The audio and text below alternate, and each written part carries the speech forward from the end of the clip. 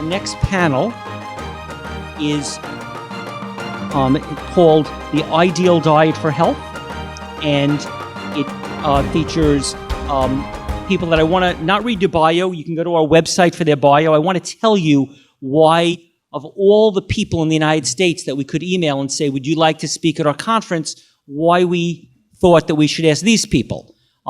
At The Real Truth About Health, we constantly get people suggesting speakers, asking if they could speak, wanting to speak.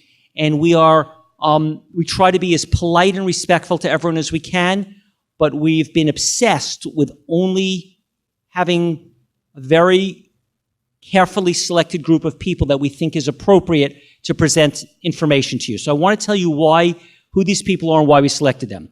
So Brian and Anna Maria Clement, many of you have met. They're the co-directors of the Hippocrates Health Institute. The reason that we are so interested in having them speak is this is what they do in the real world. Every single day of the year, people come to them with all different states of health, and they teach them about lifestyle and monitor their health and see what works and what doesn't. I consider them, they do the research, but they are really on the front line of what is happening, and we feel their information is not based on theory, it's based on what is actually happening.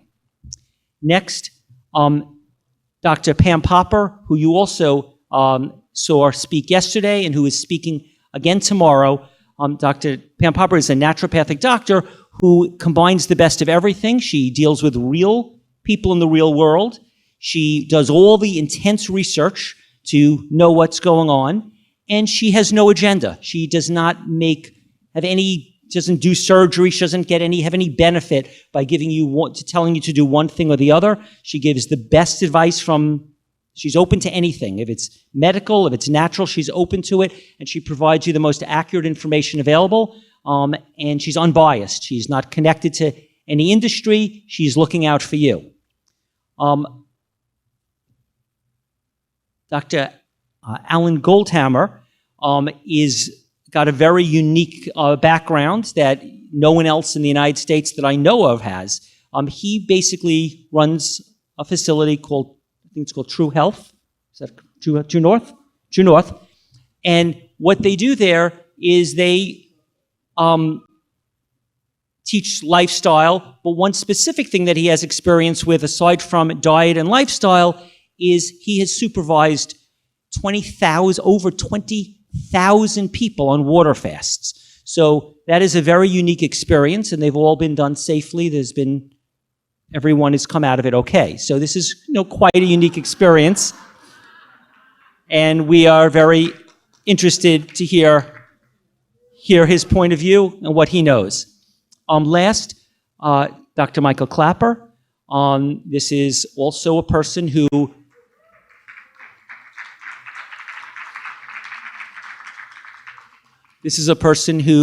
does the research, has the knowledge, has the real world knowledge, has been doing this for a very long time, and is one of the true experts in taking the information and offering it to us. He's got the medical doctor background, he's got the hardcore nutrition background, he sees people, he does studies. I feel very fortunate that we can tap into his wisdom. So welcome everyone, and I'd like to get started.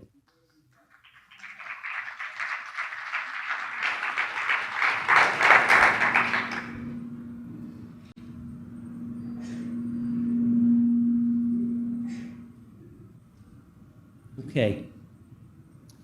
So the first question is, when we started doing this conference, I guess I was very naive. And I thought that if we brought people accurate information, everyone would say, this is fantastic, thank you for sharing it, and everyone would embrace the new information and everyone would tell everyone. What I didn't realize is no matter what was said, no matter how much documentation, no matter how much science was behind it, a month later, 6 months later, there'd be a new book or a new person on the internet saying the exact opposite. And I was exasperated and I didn't understand it. And now I realize that no matter what facts you give today, there are going to be people who are going to say, I went on the internet, I read a book, there's a totally different point of view. The New York Times said this, the scientific study said this, the media said this, the FDA said this, the USDA said this. So, it's not just enough to provide us the information. There's a situation, no one knows who to trust. So the question is, all the time I tell people information and they respond to me with, well, my doctor said this, my nutritionist said this, my dietitian said this, the New York Times said this. So the question is, even if we like what you have to say, I guess the question is, who should these people be listening to? Should they listen to their doctor? Should they listen to their nutritionist? Should they listen to their dietitian? Should they listen to you? How do we decide whose information to listen to if you're going to tell us information and then you go on the internet tomorrow and there's a whole different set of information? So who should we be listening to if we want accurate information? Who do we trust? Who should we consider to have the accurate information? I'll go. So I think one of the problems we have, Steve, you said it very well.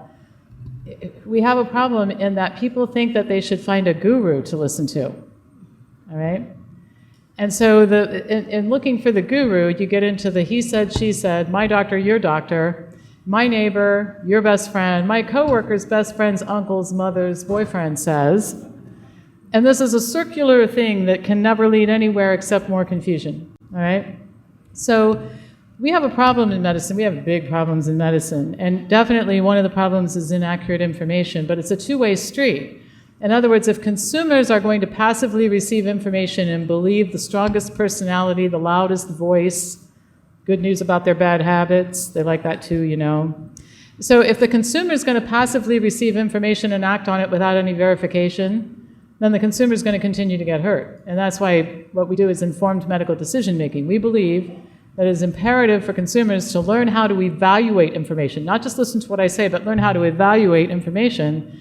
And it can be taught to anybody in a very short period of time. In 4 hours, I can teach you how to read the medical literature like I do. And then you look at what people are saying. You learn to discern whether or not they're documenting their claims properly or not. And then you act on only those things for which there is solid evidence. And if everybody started making their decisions that way, the food business would change by next Friday. The medical profession would drop from $3.5 trillion a year to about $750 billion, and our problems would be solved. So eventually we have to change healthcare education. We've got to change the healthcare profession, but the place to start is for consumers to stop the he said, she said, and stop looking for a guru. I said this last night. You do not get in the car to go buy a house and say, listen, I'm looking for a real estate guru. I'm too stupid to figure out where to live, so just tell me where my new address is, and I'll be moving in there soon. Nobody does that, right? So don't do that with this either.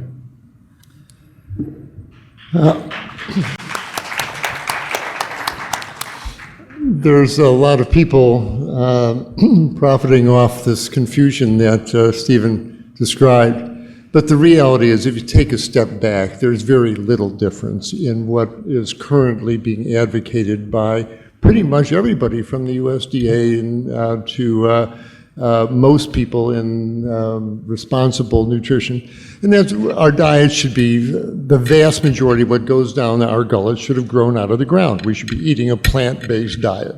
The only real difference is how much animal flesh, if any, should be in that diet. But there's no question, 80, 90, 100% of your diet should be whole plant foods. There really is there's no great controversy about that at all.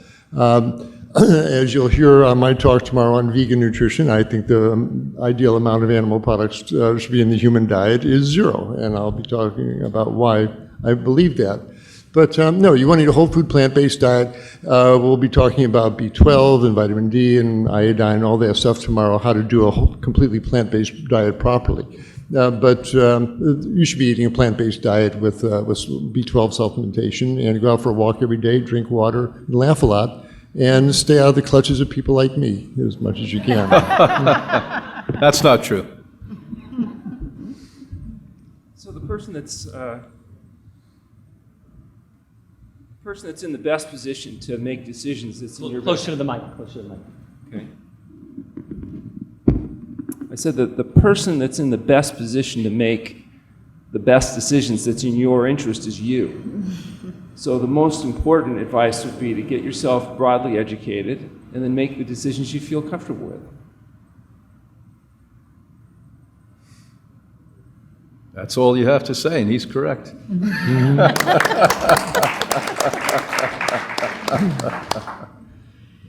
So there's so many ideas out there. Of course, it's a jungle. And the guests that comes through the Institute are often confused. What about the paleo diet? What about this diet and the blood type diet? And you know, it's because there's so many roads to go. And it is confusing. And like you said, it's like you're looking for that guru. And, you know, the world is going vegan. The world is going vegan kind because everybody is realizing that it's not sustainable to eat meat anymore, and all directions lead to quit eating meat. Europe is taking it down, and 3% of world's population now are considered vegan.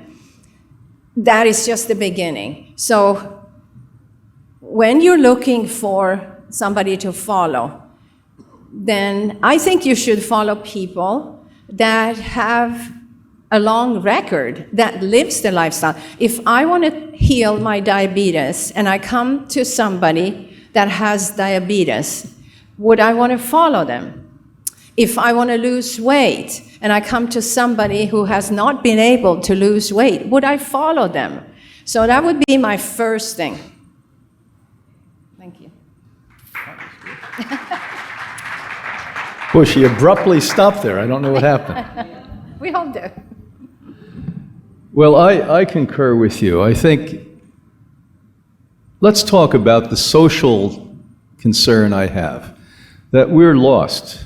If you go back a century ago, the man and woman in the village that was revered were the people with the common sense, not the best educated person, not the one hardly anyone read then, not the most literal person, but the men in the village and the women in the village looked for those people who had the depth of experience, wisdom from the heart, and did things in a balanced way. Very few people I meet today have that we've been estranged from who we are, our origins, our cultural heritage. And because of that, I'm talking to 80-year-olds and 90-year-olds who are still confused and lost and trying to find themselves. So you're very vulnerable. And a former colleague, God bless his soul, Dr. Atkins, behind closed doors one time told me that he was just selling people what they wanted to hear. And when we challenged him, the four of us in the room, of how dangerous it was consuming massive amounts of animal food and not eating carbohydrates, he said, yeah, but it's better than what they normally are doing. And that became the model. And so after that, many people are victimizing vulnerable people. And basically, those of you that are lost and trying to find yourself go along with the next trend.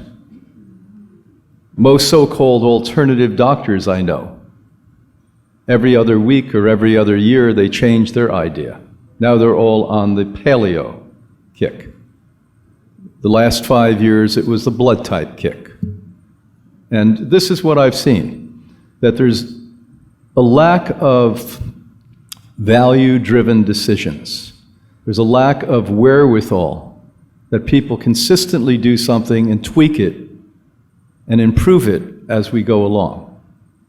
And so people get stuck on tradition. I'm not a big fan of tradition. Get stuck on the tradition of listening to your heart.